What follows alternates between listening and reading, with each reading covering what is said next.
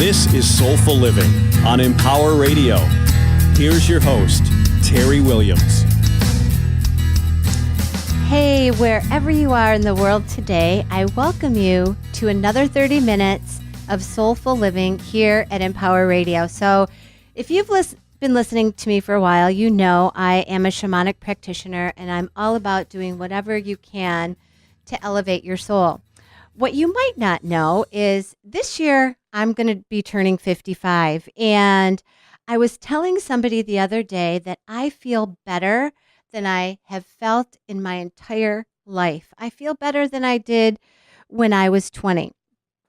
Well, my guest today, Dr. Mario Martinez, is a neuropsychologist who has some groundbreaking work in the mind-body self. You know, he wrote a book called The MindBody Code, among other things. And one of the things that I love about Dr. Martinez's work is he talks about the difference between growing older, which we all do, and aging by our culture standards, which we can learn not to do.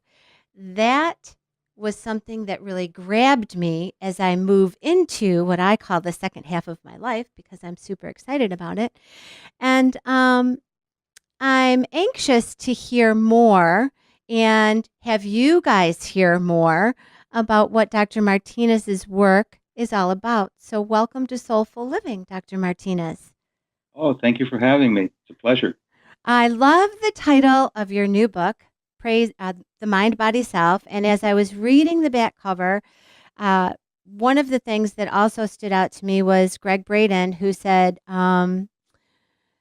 each chapter is a journey of self-discovery that reveals the hidden links between our family, our culture, and our life's potential.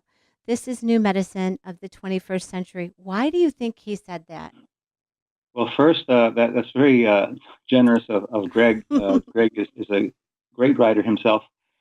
Well, I think because what I'm doing is I'm really bringing what I call middle way consciousness into our existence. And what's happening is that the public, as I'm sure you know, that is very confused. There's a lot of information about what we can do, what we can't do, what aging is. And on one side, you have reductionist medicine that tells you that you are sentenced by your genes, and whatever expression of your genes happens, it's inevitable. And as you grow older, you deteriorate, and that's not true. That's a myth. On the other side, you have a very way out way of thinking that says, well, you don't have to do anything. You just wait for the universe to do things for you. Right. And that doesn't work either. The universe is too involved right now in expanding to stop and say, okay, let me see how I can help this person with their new relationship. Right. But here's what happens is that we have a placebo and nocebo effect, which is the placebo is things that we believe that help us. Like, for example, a doctor says, oh, you're going to be fine. Let me give you this pill. And 60% of the people respond to it in a positive way. But then you'll also have nocebo, which very few people talk about, which is doing harm. The doctor will tell you, well, you have 6 weeks to live, and most people will respond to that in a very negative way. Mm-hmm. So what happens on one side, on that reductionist medicine, is that it puts you into a helplessness. Mm-hmm. And it creates that nocebo effect that no matter what you do, if you have diabetes in the family, you might as well give up and eat whatever you want because you're going to have it anyway. Mm-hmm. That's nocebo. On the other side, on the placebo effect, is that you think the universe is going to help you. Well, even if it doesn't, it has a positive effect because you feel connected and you feel like there's something greater than you. Even if it doesn't exist, it'll have a positive effect for you for the wrong reasons. So what I'm doing is I'm bringing together something that works, and especially what I wanted to do was to look at what works in longevity. Mm-hmm. What works in longevity is centenarians, people who are over 100, right, who are healthy, who don't show the deterioration that you usually see in gerontology patients. And I found out after 15 years of research all over the world is that genetics is no more than 20 to 25% for the longevity. The rest is what I call biocultural beliefs, which I'll explain as we go on. But this is really good news because it's not your genes. Your genes are only a potential, a propensity to be expressed depending on what you eat, your environment, but especially, and this is what I bring into the book, your cultural beliefs, which is the collective beliefs that we learn to perceive the world in a particular way. So the way to look at it, I explain it this way. The brain is cultural and the immune system is moral. It has a set of morals, not self-righteous, but a set of ethics that we incorporate from the culture. So what the culture does is it weaves a fabric around the world, and the world has infinite potential to be interpreted any way you want. And the culture will give it a spin, and will weave it. And what we perceive is the fabric that the culture created. So one culture will see one fabric, another culture will see another fabric of the same world, but that fabric is what's going to be affecting your health, your wellness, your longevity, your relationships, your abundance, because it's a belief system. Mm-hmm.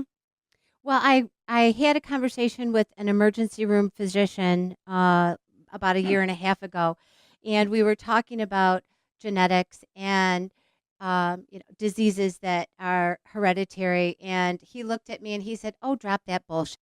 I'm sorry, don't know if I was supposed to say that, but that's what he said. He said, "Drop that." He said, "You have an opportunity here." He was talking to my friend that I was in the emergency room with. He said, "You have an opportunity to change all that." He said, "Drop that and let go." He said, "Because that's not truth. It's not genetic. Society has trained you to believe that it's genetic." Yes, the culture, the The medical cultural. culture. He'll probably live longer than the average emergency room doctor who has a lifespan of about 55. They start getting sick or they die. So he'll probably live longer with that belief system. It sounds like I need to drop your book off to him and tell him, "Hey, you're doing a great job there. Great service to your Exactly. patients by Yes, saying that." and confirm that he's right. Is absolutely Right. right. So, as we embrace this new belief system, what are some tools that we can use to step into that?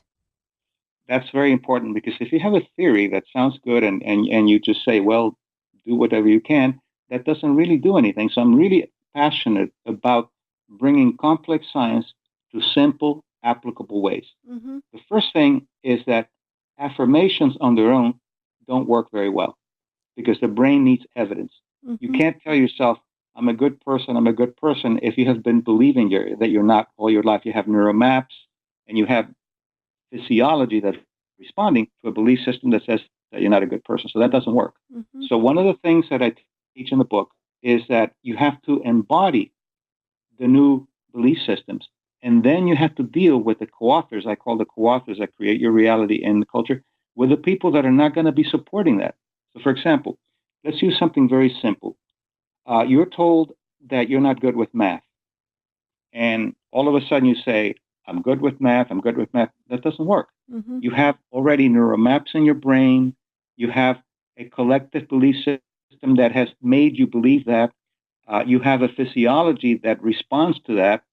And to affirm by itself, it doesn't work. So one of the things you can do is you can stop, take a deep breath. And all of these techniques are taught at a contemplative state where the brain takes a break and allows you to go in. And then you tell yourself, I am good with math. And then you stop and you pay attention to your body. And you will note that your body begins to respond in an anxious way because you're confronting it with something new. Then you take a deep breath. You don't try to get rid of it. Just take a deep breath and pay attention to it. Then go back to any time, any evidence that you have that showed that you did well in math. And you bring it out, you bring that memory out, and then you embody it again. Okay, I remember I was in the third grade and I got a really good grade in math and I couldn't believe it because I knew I was bad in math. Okay, bring that in and assimilate where that feeling is in your body. That's the first thing. And the second thing is that throughout the day, throughout the week, do things that begin to give you evidence that you are good in math. That's the evidence that you need to change the neuromaps. And I'm oversimplifying because there's a lot more to do with it, but that's basically the idea. And that's one of the myths that we try to debunk on the right side that says only good thinking and only happy thinking will get you somewhere. It doesn't work that way.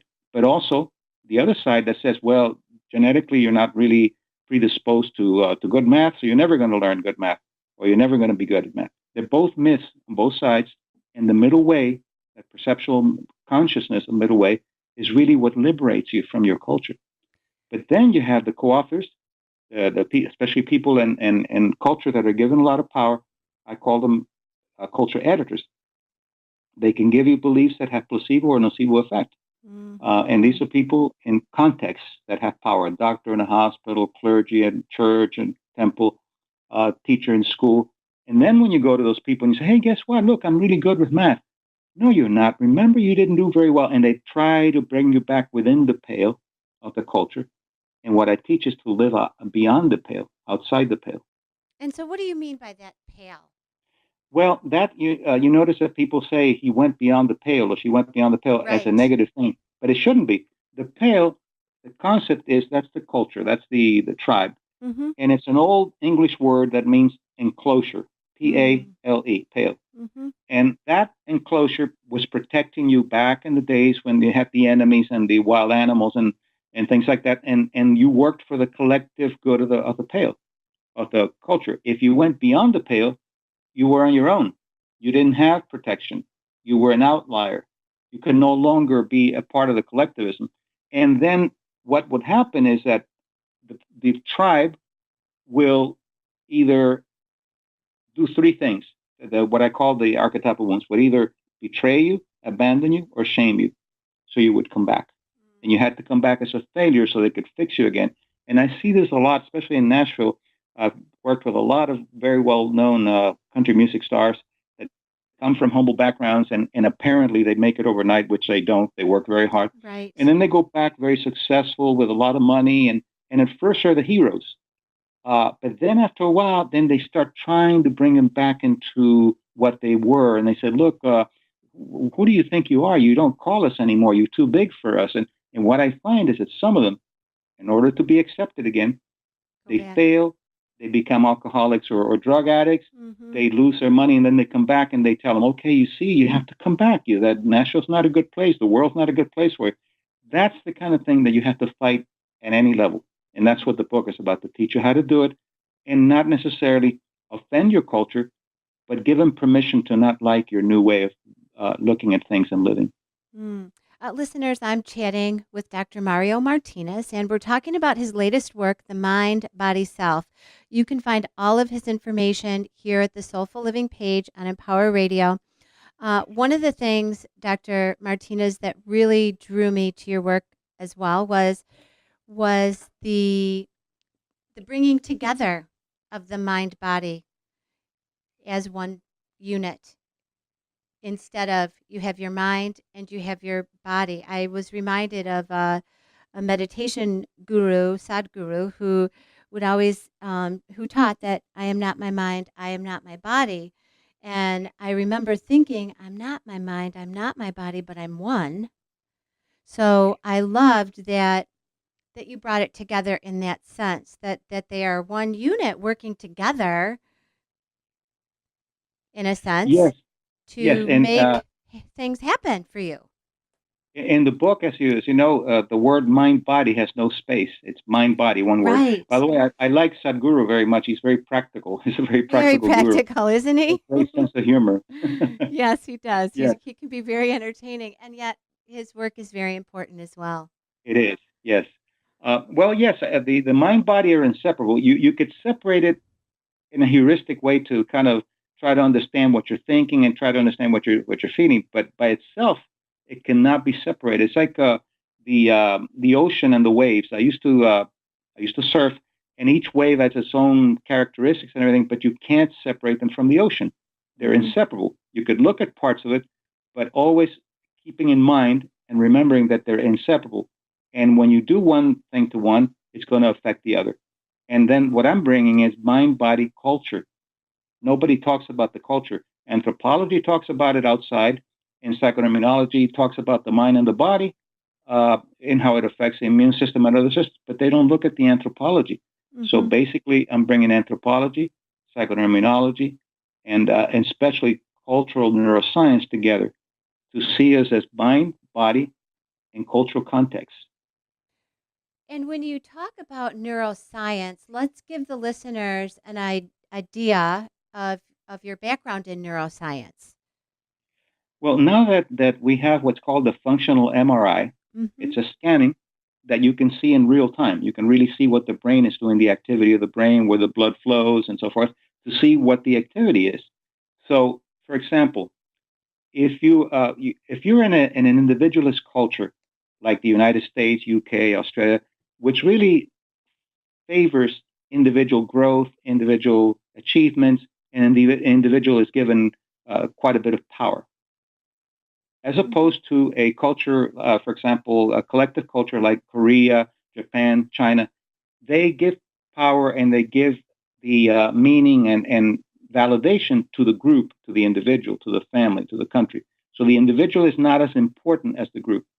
So when you ask somebody in the Western world, US and so forth, to talk about themselves, one part that you'll notice that will create activity is what's called the prefrontal lobe, right above your around your eyebrows, in the middle there. That begins to activate, and then they ask you to talk about your mother, for example, and then it moves away to another part of the brain. It goes to another part of the brain, but that's the individuals. Now you go to Korea, you go to China, and the collectivist cultures, and you ask them to talk about themselves, and that middle part of the prefrontal lights up. You ask them to talk about their mother, and it stays there because it's a collective process. So you see, even the brain learns the culture, and it'll show you the areas based on the culture. That's why it's a weaving, and it reads the fabric. That's only one of many examples that I explain in the book. I love that word weaving. In it, each practice that I've read in the book, you are weaving into your life at some level. And it's so different to me than just incorporating tools because you're actually weaving them like the threads of life. Exactly. Yes, that's a very good way to put it. Yes, I agree, and I'm glad you've seen it that way because that's the point. And the book, as you know well, is really a resource, not something to read and let it go. You use the chapters as you need them. As things happen in life and there's adversity, you go back to that area, practice the techniques again. So it's a resource. So rather than a map, it's a compass. That's what I wrote it so it would be a compass rather than a map. Yeah, and each chapter at the end there's exercises and thought-provoking questions to get you to think differently than you have and to let go of what most would say are like our limiting beliefs. You know, Yes, you talked earlier about you talked earlier basically about action, and it reminded me of how people are so hyped up on affirmations and the law of attraction, and they forget that there's the law of action. You know, that, yeah, it is okay to incorporate affirmations into your life, but if you're not acting on them, then you're not going to see significant change because you're not really replacing those beliefs. that's right. And as you said, there's no action. If you could do a little experiment, you put 100 people in a room and you ask them to try to attract whatever they want. Most likely, not much is going to happen. You tell those people to go out and do something and bring out their excellence and be aware of the things that are available to them, and something will happen. So it's really the law of action, as you said, not Mm-hmm. of attraction. We don't attract anything that we don't try to perceive in one way or another. Even bad things, it's not that we attract them; it's they're there and they're available to others, and they take it, good or bad. Mm-hmm. Well, so let's talk about this. Let's talk about um, going back to growing older versus cultural aging. That's where I'm kind of at right now. You know, I mentioned earlier that this is my 55th birthday year. I feel better than I've ever felt in my lifetime. And I made some shifts. I remember my physician a few years ago, I was having some inflammation problems. And she said, well, that's just part of aging. And I'm like, no, I'm That's a not going myth. to live with that. How can we get physicians and, various nutritionists and new agers to embrace that concept that it's not just a part of our aging, that we have control over our future, like the centenarians. Yes, well, first to read my book because it's quite a bit of Absolutely. bibliography there. a lot of bibliography giving the science. But what I would say is that it's very important not to tell your age. It is very important not to be in the especially the portal, the cultural portal of middle age. And I'll tell you why. You have to live beyond the portals. The portals are the cultural enclosures that are given based on time and space. Like, for example, okay, one portal is a newborn, then there's the child, then there's the adolescent, then there's the young adult, middle age, senior citizenship. That is terrible because if you buy that, you're buying the attributions, whether you like it or not, intellectually or not, you're buying the attributions of that portal. So let's say that one portal says in your culture that that middle age starts at 45, 50. Immediately, without, even though you may be fighting it, immediately you're part of that fishbowl effect, and you begin to wonder if now, okay, this is the second half of my life, and all kinds of attributions. And for example, my colleague at Harvard, Ellen Langer, has also done a lot of work in that area too. And she found that people that look significantly younger than their age and people that look significantly older than their age, the difference is that the ones that look younger see middle age starting 10, 15 years later. So I consider middle age to start at 90. So begin to believe that. That's 90 is awesome. middle age. That's really awesome. I was thinking that this morning as well. That saying that had been going around for a while, like 50 is the new 40, and I'm like, oh, bump that. 50 is the new Yes. 30. I feel better than I did back then. Yeah, the way to do it is just ageless. How old am I? I was born in the 20th century. That's it. I Why? love Because that. That's right. people will put you in that cage. And even though intellectually you fight it, you have to put energy into it. And then you have to, because you already have neuromaps that taught you that, yes, that's how it is. Centenarians don't have any of the portals. You ask them, I asked a 102-year-old centenarian, so what are you going to do with this garden? It looks really great. And he said, yeah, it looks great, but wait till you see it in 4 years. They have no sense of time. Right. So what I teach in the book is to be space conscious, not time conscious. If you're space conscious, you're conscious of what you're doing, your achievements, your present. If you're age conscious, you're looking at how long you've been around. And based on how long you've been around, you base your self-esteem. And there's some companies, for example, that they go both ways. If you're older, they begin to devalue you. Or some companies, if you're older, they begin to value you. It doesn't matter. Aging doesn't do anything. Aging is what the culture will tell you about how you should pass your time. Growing older is just a passing of time. So there's a difference. One of the things that I read in the book, in that chapter, Growing Older versus Cultural Aging, was where you talked about self-confidence and appreciation, and that they really stem from the capacity to recognize that value in self and others. And I think that that's really a huge piece that people miss in life. It is. It is. And I think that one of the things that centenarians do is they have what I call healthy narcissism. Our cultures teach us a pseudo humbleness or pseudo humility. A little girl will say to her mom, "Oh, mommy, look how pretty I am." And the mother will most likely say, "No, no, darling, you don't say you're pretty. You wait for people to tell you, and then you deny it." So you see, there's no right. There was a 102-year-old woman. I always talk about this because I was so impressed. She was really attractive. And I said, "You're really an attractive woman."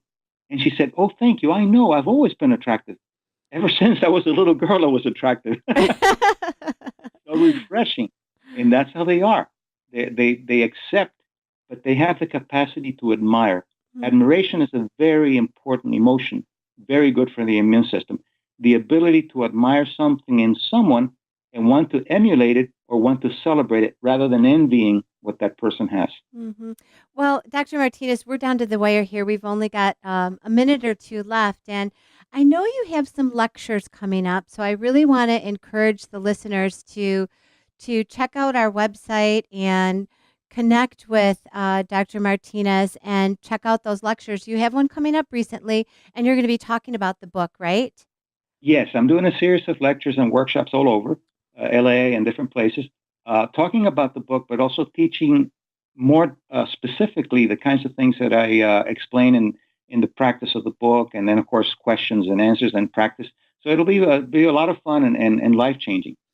I hope that one of your stops will be here in Michigan, and if they're not, then we need to connect and get you here to Michigan because Of we course. can use your work here for sure.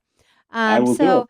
I want to thank you so much for being here with me today and sharing your work, and I'm really excited about diving in. As I go in further, I'm hoping that I can have you back as a guest because I feel like we just hit the tip of the iceberg in your Of course. work. Yes, and thank you for your work. And remember that the new middle age is at 90. And I would say that that's your thought for the day, right? So people can embrace that and take it with them. Thank you so much for having me. Thank you.